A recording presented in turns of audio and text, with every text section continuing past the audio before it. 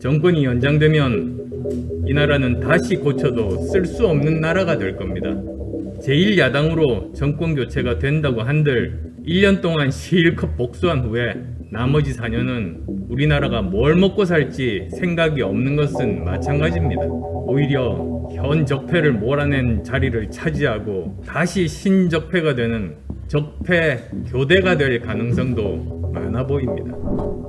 대한민국의 다음 5년 그리고 우리 2030 세대의 미래를 결정하는 대통령 선거가 내일이면 꼭 4개월 남았습니다. 그러나 기득권 양당의 대선 후보들은 여전히 네거티브와 과거 발목 잡기의 이전 투구에 여념이 없습니다.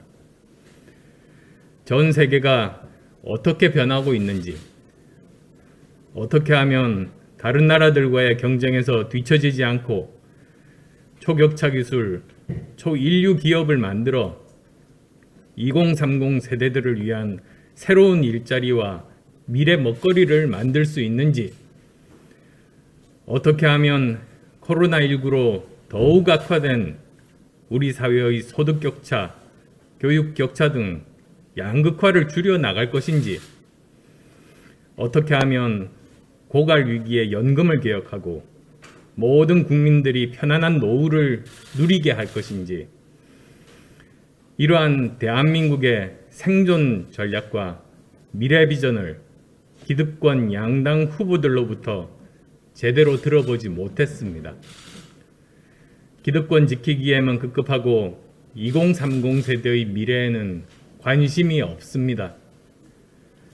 자기 당 후보의 의혹은 덮거나 부정하고 상대당 후보의 의혹을 자기 당 후보의 존재 이유로 삼기에 급급한 것이 기득권 양당의 현 주소입니다. 대통령 후보라면, 그리고 대통령 후보를 내놓은 정당이라면 서로 상대방 후보에게 손가락질만 하는 싸움만 할 것이 아니라 미래 비전과 정책으로 경쟁해야 합니다. 그래서 국민들께 어느 후보가 제시하는 미래가 더 나은지, 어느 후보가 실행할 능력과 의지가 있는지 선택할 수 있게 해드려야 할 책임이 있습니다. 그러기 위해서는 먼저 윤석열 후보가 고발사주 의혹과 대장동 게이트 특검을 동시에 하자고 제안한 것처럼 기득권 양당 후보들의 의혹에 대한 쌍특검으로 진실을 밝힐 필요가 있습니다. 이제 공은 이재명 후보에게 넘어갔습니다. 이재명 후보는 하루속히 특검을 수용해야 합니다. 이재명 후보 본인의 말대로 국민의힘 게이트라면 특검을 받지 못할 이유가 없습니다. 조금 더 끌다가 특검을 받겠다고 전격 선언해서 공세적으로 특검을 수용하는 모양새를 만듦과 동시에 시간 부족으로 대선 후에야 수사 결과가 나오도록 하는 얄팍한 술수를 생각하고 있다면 큰 오산입니다. 국민들은 거기에 속지 않으실 겁니다. 내년 2월 13일 대선 후보 등록일 이전에 수사가 마무리되고 기소 여부가 결정될 수 있도록 지금 당장 특검을 받아들여야 합니다.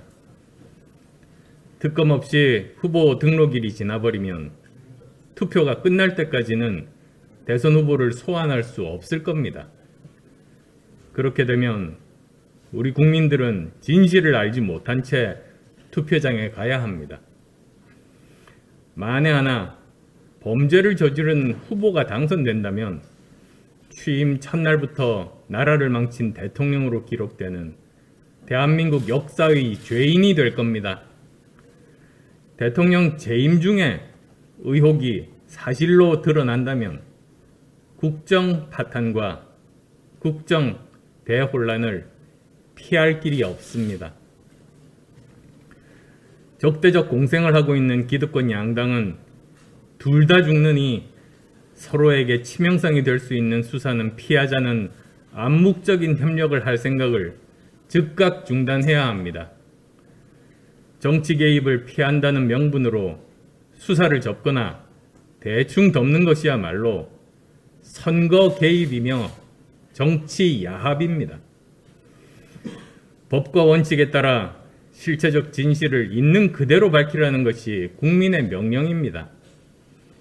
두 후보가 범죄자가 아니라는 사실을 국민들께 증명하지 못한 상황을 그대로 두고 국민들께 표를 달라고 하는 일이 있어서는 안 됩니다. 기득권 양당은 감히 자기 둘만이 국민을 대표한다는 착각에서도 벗어나야 합니다. 두 후보는 모두 민심과는 괴리된 당심에 힘입어 후보가 됐습니다.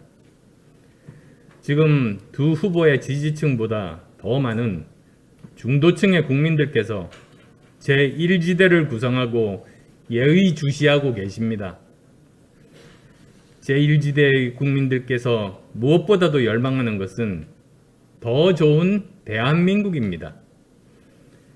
반칙과 특권이 판치는 나라가 아니라 공정한 대한민국을, 성장 동력이 꺼져가고 안보가 불안한 나라가 아니라 강한 대한민국을, 사회경제적 약자들이 소외된 나라가 아니라 안심하고 살 수 있는 대한민국을 원하고 계십니다.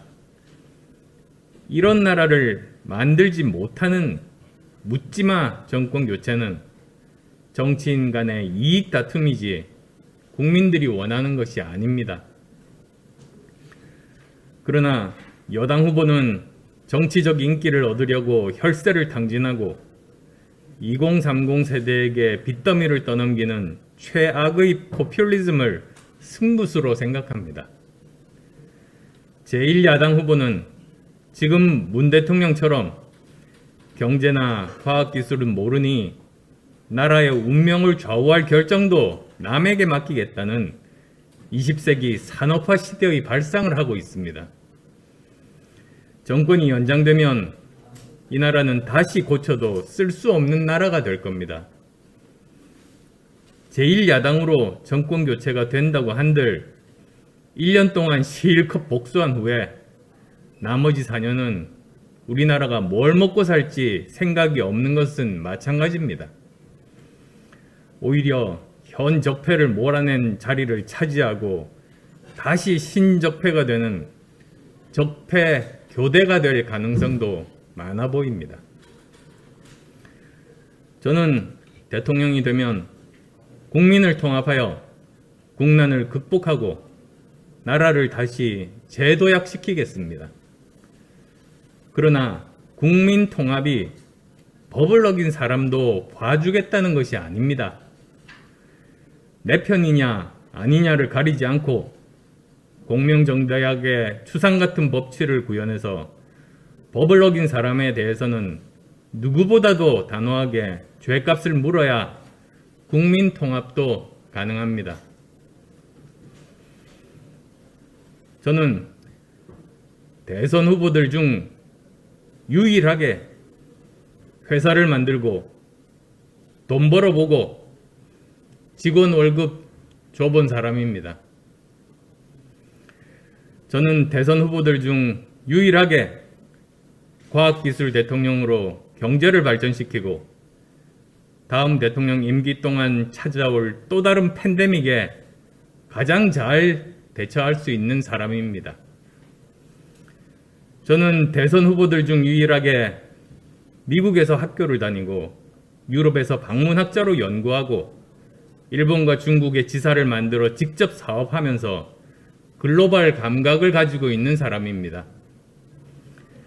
저는 남성 대선 후보들 중 유일하게 군대를 다녀와 국군 통수권자로서 부끄럽지 않은 사람입니다. 저는 대선 후보들, 아니 전체 현역 정치인들 중에 유일하게 3기 이래 최대 의석의 정당을 만들어 정치적 추진력을 입증한 사람입니다. 저는 대선 후보들 중 유일하게 승리해도 국민의 반을 적으로 돌리지 않고 국민 통합을 할 수 있는 사람입니다. 대한민국의 운전대를 앞으로 5년간 음주운전자에게 맡길 수 없습니다. 그렇다고 대한민국의 운전대를 앞으로 5년간 초보 운전자에게 맡기는 것도 불안하기는 마찬가지라는 게 제가 들었던 국민들의 솔직한 마음입니다. 이번 대선은 인류 문명사적 대전환기에 대한민국과 2030 세대를 구할 수 있는 유일한 기회입니다. 저는 이번 대선을 대한민국을 구하고 우리 국민을 살리고 2030 세대가 다시 꿈꿀 수 있는 대선으로 만들겠습니다. 대선에서 반드시 승리해서 우리 대한민국이 세계 5대 경제 강국인 미국, 영국, 독일, 프랑스, 일본과 어깨를 나란히 하는 G5 경제 강국에 진입할 수 있도록 미래로 가는 다리를 놓겠습니다.